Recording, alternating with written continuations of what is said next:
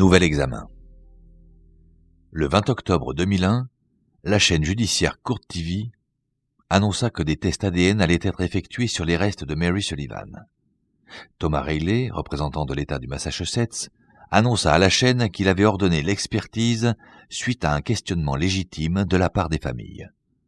Cela faisait longtemps que la famille de Mary Sullivan affirmait qu'elle n'avait pas été victime de l'étrangleur de Boston et que son véritable assassin était toujours en vie. Ce dernier rebondissement était directement dû aux enquêtes privées montées par les proches de Sullivan et de DeSalvo, qui étaient parvenus à faire pression sur les autorités afin que les conclusions de l'enquête originelle soient remises en question.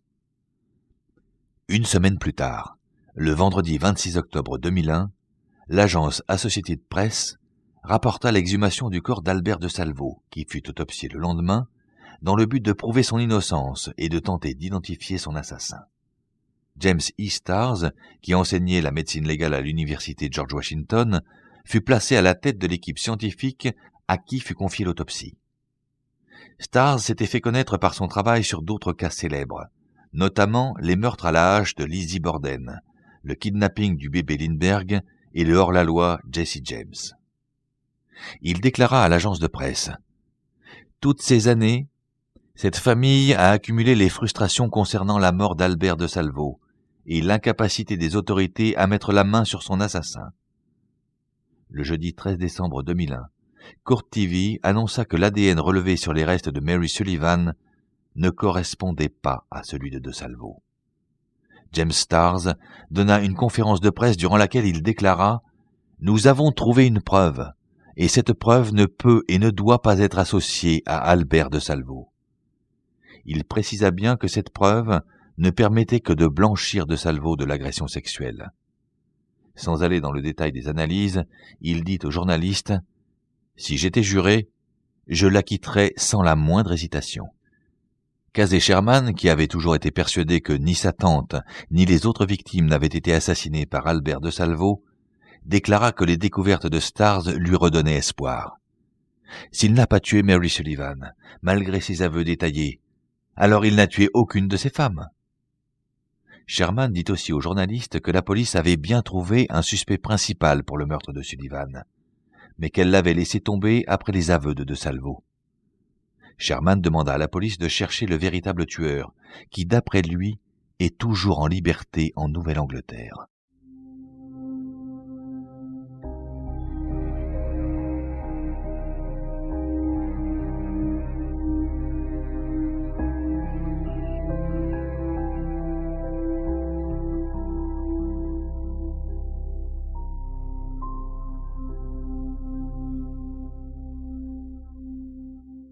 Les étrangleurs de Boston. L'Amérique aime les histoires exemplaires, et parmi celles qui sont restées dans la mémoire collective se trouve l'idée qu'Albert DeSalvo était l'étrangleur de Boston. Peu de gens savent qu'il ne fut en réalité jamais jugé pour ses crimes, et encore moins nombreux sont ceux qui savent que ses prétendus aveux contenaient des erreurs cruciales. Malgré la preuve directe, établie grâce à l'ADN, qu'il n'a pas tué Mary Sullivan, la dernière victime attribuée à l'étrangleur, les criminologues continuent à le compter parmi les plus célèbres tueurs en série de l'histoire des États-Unis. Il paraît même que DeSalvo lui-même avait dit à plusieurs personnes qu'il n'était pas l'étrangleur. Les lecteurs du livre de Susan Kelly se rangeront à cette opinion. Entre le 14 juin 1962 et le 4 janvier 1964, 13 femmes célibataires de la région de Boston furent victimes soit d'un tueur en série, soit de plusieurs tueurs. La police pensait qu'au moins 11 de ces crimes étaient l'œuvre d'un seul individu, que les médias surnommèrent le fantôme ou l'étrangleur de Boston. En à peine plus de 2 mois, 6 vieilles femmes furent tuées, mais il faut croire que le meurtrier se tourna ensuite vers de plus jeunes. Un psychiatre éminent avait même déclaré que le tueur avait surmonté son obsession de la figure maternelle, ce qui lui avait permis de passer à des femmes de son âge. Toutes les victimes avaient subi une agression sexuelle, et beaucoup avaient été étranglés avec leurs vêtements. Dans quelques-uns des cas, ceux-ci formaient un nœud papillon. DeSalvo, ouvrier en bâtiment déjà en prison pour des cambriolages et agressions sexuelles sans rapport avec les meurtres, avoua tout devant son avocat, et cependant, quelques agents de la police de Boston n'étaient pas convaincus qu'on avait mis la main sur le tueur. Ils rencontrèrent Susan Kelly, écrivain, pour lui exprimer leurs doutes. Le 8 novembre 1981, Kelly se trouvait au commissariat de police de Cambridge, dans le Massachusetts, dans le cadre de recherches qu'elle effectuait dans le but d'écrire un roman au sujet d'un tueur en série. Elle-même croyait la version officielle des meurtres de l'étrangleur et fut étonnée d'apprendre qu'un certain nombre de ceux qui avaient été impliqués dans l'affaire avaient de sérieux doutes sur son issue. D'un point de vue politique, les autorités de la ville avaient tiré avantage du fait d'avoir pu rassurer les habitants en annonçant l'arrestation de l'étrangleur. Mais parmi ceux qui en connaissaient les tenants et les aboutissants, peu y croyaient. Certes, de Salvo avait avoué, et certes, il avait donné un certain nombre de détails qui s'étaient avérés exacts, mais c'était pour des raisons qui n'avaient rien à voir avec sa culpabilité. Kelly fut alors poussée à mener l'enquête elle-même. Elle put rencontrer bon nombre de policiers qui acceptèrent de lui dire ce qu'ils savaient. Le résultat fut un livre, Les étrangleurs de Boston, publié en 1995. Dans cet ouvrage, Kelly affirme non seulement que De Salvo a menti, mais surtout que plus d'un suspect était en ligne de mire pour ces meurtres, et qu'il était de toute manière hautement improbable qu'ils soient tous liés à un seul individu. Ce qu'apprit Kelly. Kelly présente une argumentation convaincante, basée sur des faits et des entretiens pour retirer De Salvo du panthéon des tueurs en série américains et ne plus s'en souvenir que comme de l'homme en verre et de l'homme aux mesures. D'après elle, il faudrait aussi retirer des encyclopédies et des manuels les articles parlant d'une série de crimes attribués à l'étrangleur de Boston, car il est plus que probable que ces crimes n'aient pas été si clairement liés. Puisque les aveux de De Salvo sont la pièce maîtresse qui a conduit à le considérer comme un tueur en série, malgré une rétractation supposée, Kelly cite un grand nombre de sources qui étaient disponibles au moment de ses aveux, et que De Salvo aurait pu utiliser pour apprendre les détails cruciaux qu'il cite dans sa description des crimes.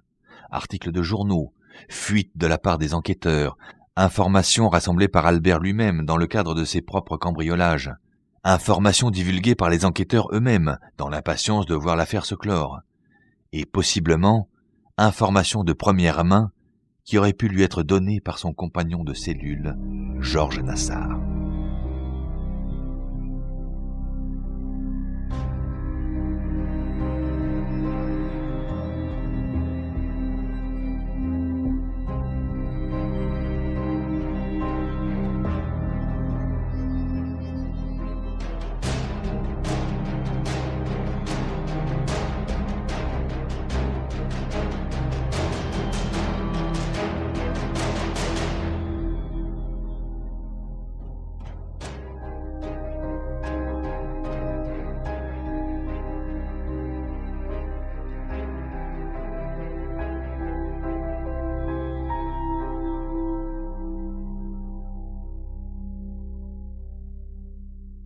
Au moins 6.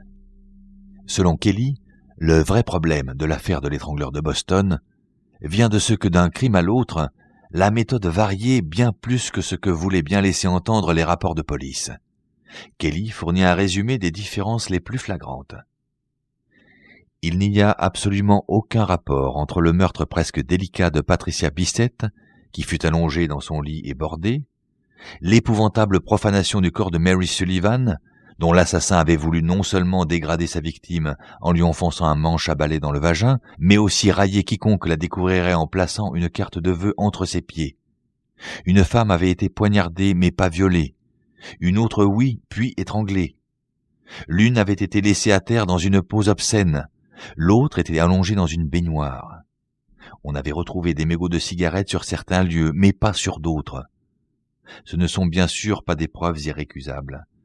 Mais avec les autres problèmes soulevés par Kelly, ceux-ci contribuent à miner la version officielle des faits.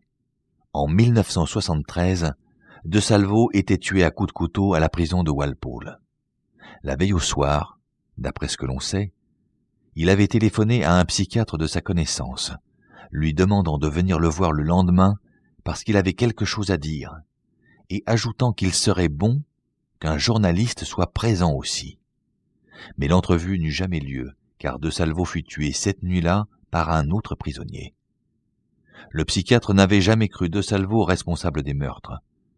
Il déclara qu'Albert avait eu l'intention de révéler le fin mot de l'histoire et l'identité du véritable tueur, mais qu'on ne lui en avait pas laissé le temps. Kelly arrive à la conclusion qu'au moins 6 tueurs opéraient dans la zone à l'époque des meurtres, et peut-être même 8 ou 9. Certains meurtres avaient été commis sur le moment, d'autres servaient à éliminer les témoins d'un cambriolage, ce qui arrivait souvent dans une si grande ville. Vers la fin de l'enquête, un dossier solide était en train de se constituer autour d'un autre suspect. Mais lorsque les aveux de De Salvo tombèrent, l'enquête fut abruptement suspendue. D'après elle, plusieurs hommes réussirent à s'en tirer sans dommage parce que De Salvo avait tout endossé. Il y eut une nouvelle édition du livre de Kelly en 2002, parce qu'elle avait fait partie de l'équipe d'experts qui exhuma les restes de Mary Sullivan et d'Albert De Salvo. Kelly décrit les résultats de l'enquête, qui confirment ses allégations. La description du meurtre par De Salvo ne correspondait pas aux marques trouvées sur le corps de Sullivan.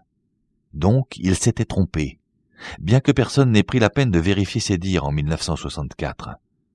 De plus, les traces de sperme retrouvées sur le corps de Sullivan ne correspondaient pas à l'ADN de Salvo, ce qui signifiait que quelqu'un d'autre l'avait tué.